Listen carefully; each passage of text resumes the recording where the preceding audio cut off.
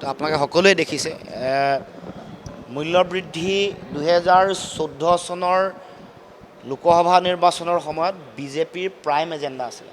সুষমা স্বৰাজ ডাঙৰীয়া আনি আমাৰ মাজত নাই আৰু বিভিন্ন নেতা তেওঁলোকৰ নেতা লালকৃষ্ণ আদৱানীয়ে হওক বা বিভিন্ন নেতাই মূল্যবৃদ্ধিক মূল তেওঁলোকে আধাৰ হিচাপে তেওঁলোকে গ্ৰহণ কৰিছিল আৰু মূল্যবৃদ্ধি নিয়ন্ত্ৰণ কৰিম বুলি কৈছিলে। কিন্তু এতিয়া দেখিছোঁ 14 গ'ল, 16, 19, 21, 24 আৰু 26 চনত বিধানসভা নিৰ্বাচন যোৱাৰ পাছত প্ৰতিটো নিৰ্বাচন যোৱাৰ লগে লগে মূল্যবৃদ্ধিয়ে সাধাৰণ জনগণক সৰ্বশ্ৰান্ত কৰিছে আৰু জনতাই এই কথাটো নিজে উপলব্ধি কৰিব লাগিব। আমি বহুবাৰ কৈ আহিছোঁ কিমান শতাংশ মূল্যবৃদ্ধি হৈছে আমি বহুবাৰ আমি কৈ আহিছোঁ, কিন্তু উপলব্ধি কৰাৰ সময় জনগণৰ নিজৰ আহি পৰিছে।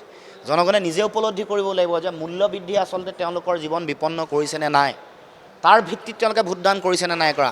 শেহতীয়া ভোটদানে এই মূল্যবৃদ্ধিয়ে আক্ৰান্ত কৰা জনগণক যে তেওঁলোকক ক্ষতি কৰিছেনে নাই কৰা সেই কথাটো আপোনালোকে মেণ্ডেটটো দি চাব পাৰিব। গতিকে আমিতো উপলব্ধি কৰিছোঁ, দেখিছোঁ যে 200ৰ পৰা 280% মূল্যবৃদ্ধি হৈছে। আনকি পেট্ৰল, ডিজেল বা গেছৰ চিলিণ্ডাৰৰ দৰে যিবোৰ এচেঞ্চিয়েল কমডিটি আছে বা আন খাদ্যবস্তু আছে, অত্যাৱশ্যকীয় সামগ্ৰী, খাদ্য সামগ্ৰী আছে, এইবোৰৰ মূল্যবৃদ্ধি যিটো ব্যাপক, সেই বিচাৰ বিশ্লেষণটো সাধাৰণ জনগণে কৰিব লাগিব।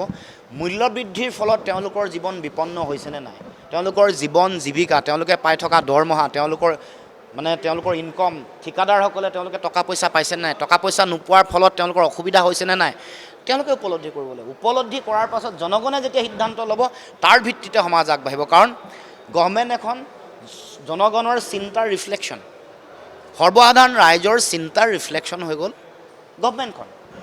যিগৰাকী জনপ্ৰতিনিধিক তেওঁলোকে প্ৰেৰণ কৰিছে, যিখন চৰকাৰ তেওঁলোকে বনাইছে, সেয়া জনগণৰ চিন্তাৰ ভিত্তিতে নিৰ্ভৰ কৰিব। গতিকে মূল্যবৃদ্ধি হোৱা কথাটো মই নিশ্চিতভাৱে অনুভৱ কৰিছোঁ, আপুনিও নিশ্চয় অনুভৱ কৰিছে আৰু এইটোতো তথ্য সমৃদ্ধ। তথ্যই কৈছে আগতকৈ বাঢ়িছে।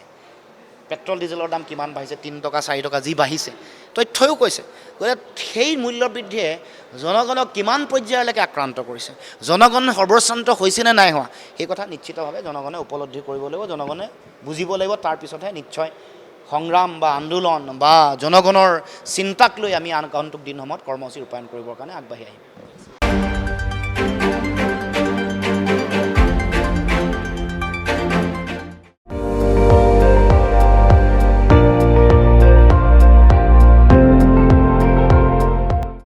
আপুনি চাই আছে ND24, সৰ্বশ্ৰেষ্ঠ নহয় সৰ্বোত্তমৰ দৌৰ।